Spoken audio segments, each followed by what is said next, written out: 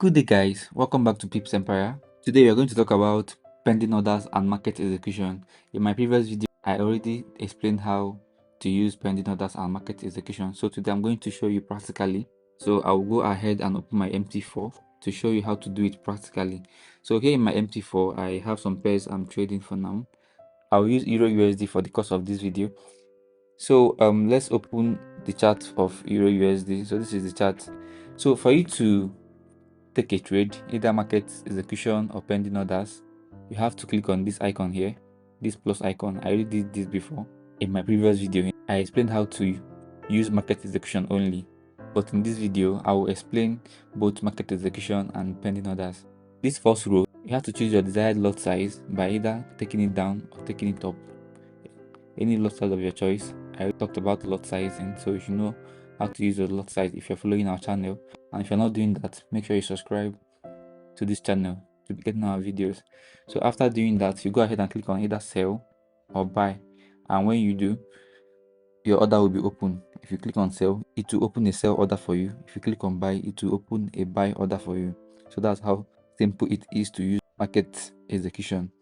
So today I'll be more interested in showing you how to use pending orders, because many people don't know how to use pending orders. Like I said earlier, I already did a video where I explained how to use pending orders and where to place them. So here I'm just going to show you where to do it in your mt4 in case you are confused and you don't know how to do it. So I want to use this video to elaborate more on how to practically do it in your mt4 or in your mt5. For you to do that, you have to click on this little arrow here. When you click on it, it will drop down these options. You see buy limit, sell limit, buy stop, and sell stop. You can use this when you must have finished your analysis and you're about to place a trade. So here you just have to either choose a buy limit, sell limit, buy stop, or sell stop depending on your analysis. So let's assume that you're going to use sell limit. You should have known the price already. I explained all these things in my previous video, so the link will be in the description in case you've not seen the video. So if you want to use a buy stop, just go ahead and click on buy stop and then place the price here. This is where you put your price. For example, I want to place a buy stop at 0. This is a Euro USD, so I'll place my buy stop at 0.98. Sorry, 8. Let's say 805.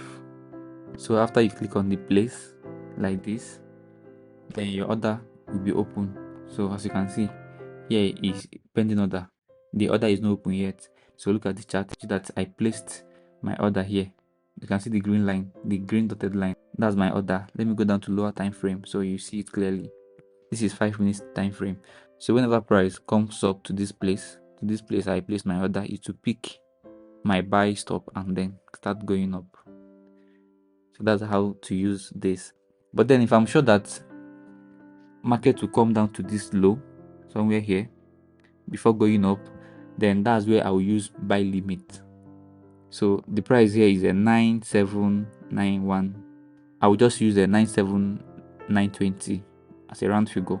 So I'll place a buy limit at this price so that when market comes here, it will activate my order and then start going up. So let me place my order now.